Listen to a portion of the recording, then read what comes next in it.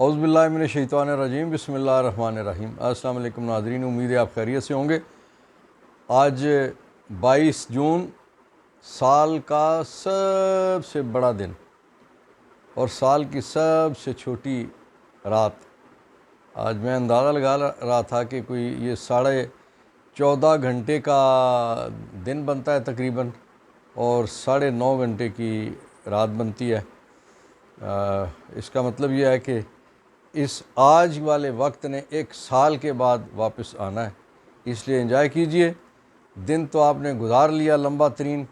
اور مختصر ترین آج کی رات ہے۔ ناظرین، بہت ساری خبریں ہیں جن پہ مختصر انداز سے ہم خبریں بھی آپ تک پہنچائیں گے اور ان پہ اپنا ہلکا پھلکا مختصر انداز میں تبصرہ تجزیہ کریں گے۔ عمران خان صاحب نے جو گفتگو کی ہے صحافیوں سے اور اپنے وکلاء سے، انہوں نے زندگی میں پہلی بار جب سے وہ جیل میں آئے ہیں، انہوں نے ایک چیز کے حوالے سے تذکرہ کیا ہے۔ انہوں نے کہا کہ مجھے جس سیل میں رکھا گیا ہے وہ اتنا گرم ہے کہ جب پنکھا اگر بند ہو جائے تو وہ تنور بن جاتا ہے۔ اوون کا لفظ استعمال ہوا ہے کہ تنور بن جاتا ہے، کہ وہ سیل چونکہ چاروں طرف سے بند ہے۔ آپ کے سامنے بہت ساری چیزیں آ چکی ہیں اس حوالے سے کہ اس کا سائز کتنا ہے اور وہ کیا ہے، اور اس میں سے صرف ایک سائڈ پہ، واش روم والی سائڈ پہ بالکل چھوٹی سی اتنی ایک سوراخ ہے، جس طرح سے چھوٹے واش روموں میں آکسیجن کے لیے یا اس کے لیے ایگزاسٹ کے لیے چھوٹا سوراخ ہوتا ہے، باقی وہ سارا اس طرح سے بند ہے۔ تو وہ عمران خان صاحب کا کہنا یہ ہے کہ جب پنکھا بند کرتے ہیں، ظاہر ہے وہ کرتے ہیں اور تنگ کرنے کے لیے پنکھا بند کرتے ہیں، تو انہوں نے بتایا کہ وہ تنور بن جاتا ہے وہ جو کمرہ ہے یا وہ جو سیل ہے۔ ناظرین، کتنے ظلم کی بات ہے کہ عمران خان صاحب کوئی صرف پولیٹیشن نہیں ہے، ان کی بہت ساری حیثیتیں ہیں۔ پہلی حیثیت یہ ہے کہ وہ اس ملک کے ہیرو ہیں جنہوں نے پاکستان کو واحد ورلڈ کپ جیت کے دیا، ایک ایسے حالات میں کہ جس وقت پوری ٹیم ہار رہی تھی، پوری دنیا سمجھتی تھی کہ پاکستان کچھ کرنے کی پوزیشن میں نہیں ہے، انہوں نے ورلڈ کپ آپ کو جیت کے دیا۔ پھر انہوں نے ایسے حالات میں کینسر اسپتال پاکستان میں پہلا بنایا کہ جب لوگ کہتے تھے ممکن نہیں ہے، انہوں نے جھولی اٹھا کے لوگوں کے پاس پھرے اور لوگوں کے چھوٹے چھوٹے چندے جمع کر کے انہوں نے پہلا کینسر اسپتال، دوسرا کینسر اسپتال، پھر کراچی میں سب سے بڑا کینسر اسپتال وہ بھی تکمیل کے مراحل میں، پھر انہوں نے ایک ایسے علاقے میں یونیورسٹی بنائی کہ جہاں کوئی مدرسے کے حوالے سے بھی کوئی نہیں سوچ سکتا، اور نمل یونیورسٹی انہوں نے وہاں پہ بنائی۔ پھر انہوں نے ایک ایسی سیاسی جماعت بنائی جو زیرو سے سٹارٹ ہونے والی ہے،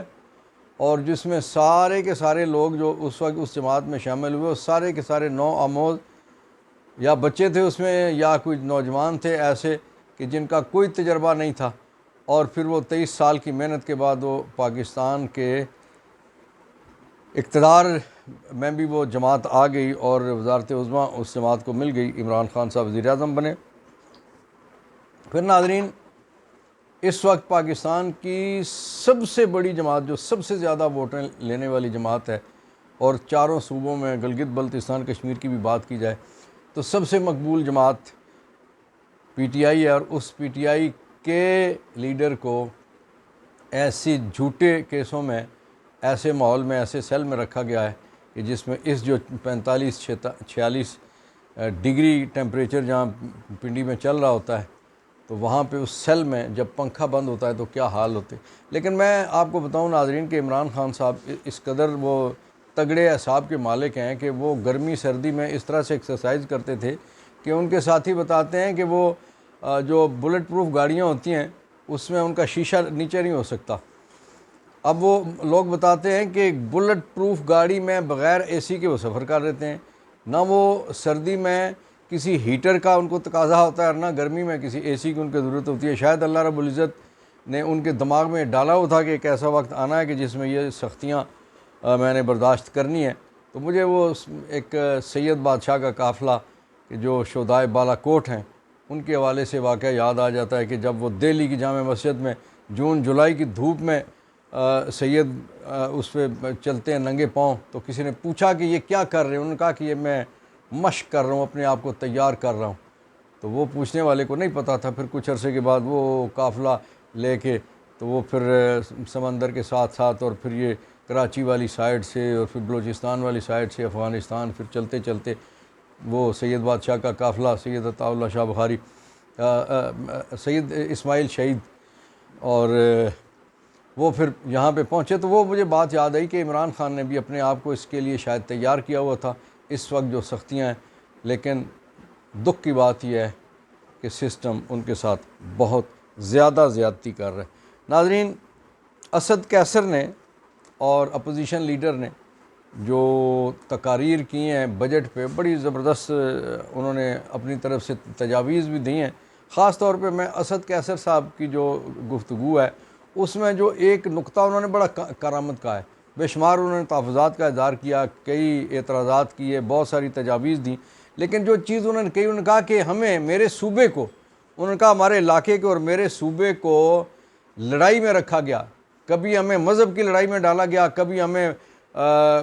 زبان کی لڑائی میں ڈالا گیا، کبھی کسی اور لڑائی میں ڈالا گیا. ہمیں بندوق تھمائی گئی. انہوں نے کہا کہ ہمیں بندوق نہیں چاہیے. انہوں نے نام لیے مختلف جو کراس پوائنٹس ہیں. انہوں نے کہا کہ وہاں سرکار وہاں پہ اپنے کسٹم کی چوکیاں بنائے، ہم سے ٹیکس لیں، لیکن ہمیں بزنس کرنے دیں، ہمیں کاروبار کرنے دیں، ہمیں بندوق نہ تھمائیں. یہ جو بات تھی، یہ میں سمجھتا ہوں کہ اس وقت جو وقت کی ضرورت ہے کہ چونکہ سب سے زیادہ دہشت گردی کا نشانہ بننے والا، چونکہ سوات آپریشن بھی اسی میں ہی ہوا، اتنی بڑی جو سوات کے لوگوں کی آپریشن کے بعد پھر جو ایک وہاں سے وہ نکلے، اپنا علاقہ انہیں چھوڑنا پڑا. پھر باقی جو کچھ ہوا، ٹی ٹی پی والا معاملہ بھی سارا اسی صوبے میں ہی تھا، اور وہیں سے یہ سارے آپریشنز ہوتے تھے. اور پھر سرکار کی طرف سے یا ریاست کی طرف سے جو آپریشن ہوئے وہ بھی سارے اسی علاقے میں. تو سب سے زیادہ دکھی اور سب سے زیادہ افغان مہاجرین بھی اسی صوبے میں تھے، اور سب سے زیادہ دہشت گردی بھی اسی علاقے میں ہوئی. اس لیے وہ ان لوگوں کو اس چیز کی ضرورت ہے کہ جو ان کے پہاڑی علاقے ہیں، جو سرحدی علاقے ہیں، وہاں کے پہ ان کو کمائی کرنے کے لیے، انہیں روزگار فراہم کرنے کے لیے جو تجارت ہے وہ کرنے دی جائے. اور اسی کا اظہار آج اسد قیصر صاحب نے کیا کہ ہمیں بندوق نہیں چاہیے، ہمیں تجارت کرنے کی اجازت دو. ناظرین، چائنا کے وزیر، سینئر وزیر جہاں تشریف لائے ہوئے تھے، اور یہ بڑی خوشی کی بات ہے کہ اس میں اپوزیشن جماعتیں بھی موجود تھیں، پی ٹی آئی بھی تھی، مولانا فضل الرحمان بھی وہاں پہ موجود تھے، اور سرکار اور باقی ادارے ان کے سربراہان بھی تھے اور لوگ موجود تھے. تو وہ جو چائنا والوں نے جاتے جاتے آپ کو پیغام دیا، دو پیغام دیے. ایک تو یہ کہ انہوں نے کہا کہ اپنا ماحول بہتر کیجئے، سیاسی فضا بہتر کیجئے. جب تک یکجہتی اور ہم آہنگی نہیں ہوگی اس وقت تک ترقی نہیں ہو سکتی. دوسرا انہوں نے کہا کہ ہم انویسٹمنٹ کریں گے، یقیناً کریں گے، لیکن آپ ہمیں امن و امان بھی دیجئے. ظاہر ہے ان کے، آپ کو پتہ ہے کہ روزانہ کی بنیاد پہ چائنیز پہ حملے ہوتے ہیں اور بیچارے وہ نشانہ بنتے ہیں. تو وہ جاتے جاتے جو پیغام دے کے گئے ہیں کہ اپنے اندر کے ماحول کو درست کیجئے. تو یہ میں سمجھتا ہوں کہ یہ ریاست کے لیے بھی، اور جو اس وقت بیٹھے اقتدار پہ ان کے لیے بھی، اور جو رجیم چینج کرنے کی پوزیشن میں ان کے لیے پیغام ہے کہ پاکستان میں سیاسی ماحول درست کرنے کے لیے جو ضرورت ہے اس وقت جس امر کی، اس پہ عمل کیا جائے. ناظرین، محمد زبیر سابق گورنر نون لیگ والے، اور جو آپ کو پتہ ہے نا کہ یہ اس کے نواز شریف صاحب کے نمائندے تھے اور مریم کے بھی یہ سپوکس پرسن رہے ہیں، انہوں نے کہا ہے کہ جنرل باجوہ صاحب نے ہمارے ساتھ 2 دفعہ لندن میں ملاقاتیں کر کے، تو جو مختلف جو وہ لندن پلان جس حوالے سے عمران خان صاحب ذکر کرتے ہیں، تو انہوں نے کہا کہ یہ ماننے والی بات ہے کہ یہ ملاقاتیں ہوئی ہیں. اب پی ٹی آئی نے اس پہ سپریم کورٹ سے یہ اور چیف جسٹس آف پاکستان سے مطالبہ کیا ہے کہ گورنر زبیر صاحب کا جو موقف ہے، جو انہوں نے کہا ہے، اس پہ سو موٹو نوٹس لیا جائے، اور اس پہ جو چیزیں ہیں ان ارتھ کی جائیں کہ باجوہ صاحب سیاست میں کس طرح سے حصہ لیتے رہے، اور باجوہ صاحب کے لیے انہوں نے پھر اس کے لیے کہ ان کا کورٹ مارشل کیا جائے اور ان کو سزا دی جائے. ناظرین، پی ٹی آئی نے جمعہ کے روز احتجاج کا اعلان کر رکھا تھا. دوسری طرف جو سول مارشل لا ایڈمنسٹریٹر ہیں صوبائی مریم صاحبہ، انہوں نے پورے صوبے میں انہوں نے دفعہ 144 نافذ کر دی. یعنی باعث شرم بات ہے یہ کسی سیاسی یا جمہوریت کا نام لینے والی جماعت کے لیے کہ لوگوں نے پرامن احتجاج کا اعلان کیا اور اس کو روکنے کے لیے پورے صوبے میں دفعہ 144 نافذ کر دی گئی۔ اس قدر خوفزدہ حکومت ہے اور اس قدر خوفزدہ یہ سیاسی جماعت ہے نون لیگ،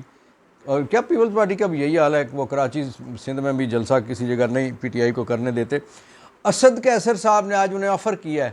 کہ آپ اتنے ڈرتے ہو ہمارے جلسے جلوس ریلیوں سے، آؤ خیبر پختونخوا میں جس شہر میں جو جلسہ کرنا چاہتے ہو، ریلی کرنا چاہتے ہو، جو جلوس نکالنا چاہتے ہو، ہم آپ کو آفر کرتے ہیں کہ آپ آئیں، ہم آپ کو ویلکم کریں گے۔ لیکن اتنا حوصلہ اور اتنی ان میں کہاں کہ وہ اپنے صوبوں میں جاؤں ان کی حکومتیں کہ وہ پی ٹی آئی کو جلسہ و جلوس کرنے دیں۔ ناظرین،